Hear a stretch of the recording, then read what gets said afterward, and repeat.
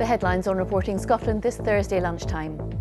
The winter flu vaccination scheme is launched as ministers insist limiting the enhanced vaccine to over 75s is being done on clinical advice.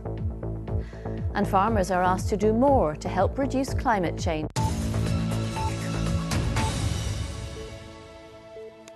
Good afternoon. The winter flu vaccination campaign has been launched by the Health Secretary.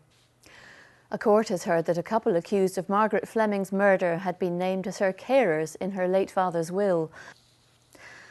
A man's appeared at the High Court in Glasgow charged with trying to kill two police officers.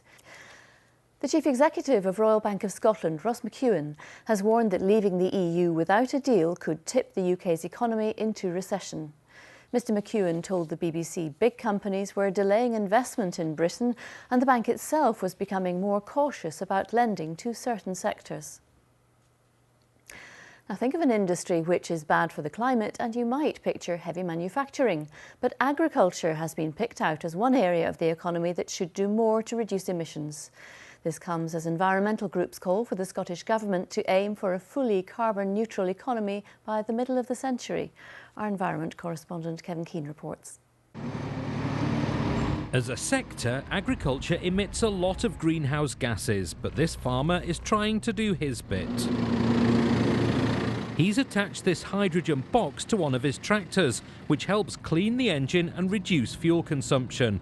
But not all of his colleagues are convinced. I think there's a lot of rolling the eyes going on, and I'm trying to be real, and I just want to be more profitable and leave my farm in a better place for the next generation. It's not all he's doing. A biomass boiler creates the heat that dries the grain. Using these wood chips also reduces emissions and cost. Hello, Alan. His is a climate change focus farm helped by experts from Scotland's Rural College. They create regular carbon audits to help him keep on track. In some ways it is very difficult, in some ways it's fairly simple. A lot of the things that improve our carbon efficiency also improve our production efficiency at the same time, so it's a win-win for farmers in a lot of cases. Scotland is performing well when it comes to reducing greenhouse gas emissions, but a recent report from the Committee on Climate Change said good progress decarbonising the power sector was masking a lack of action in other areas, including agriculture. And with the UN putting the climate back in the spotlight, environmental groups here say Scotland must lead. We'd really like to see the Scottish Government aiming high on climate change. It's already doing very well, but it needs to up its game in response to international momentum and new climate science that's coming through. Going further means being credible and realistic and actually showing how it's going to be workable. Scientists are finalising their assessment of the planet's progress just now and will publish their advice to the UN next week. They're expected to call for faster action.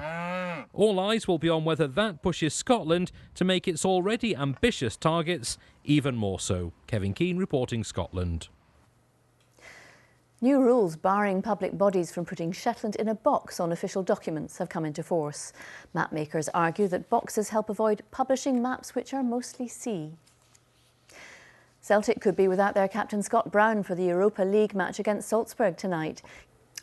Lovely weather in Austria there. Let's find out what it's going to be like here from Kirsty. Thank you very much, Sally.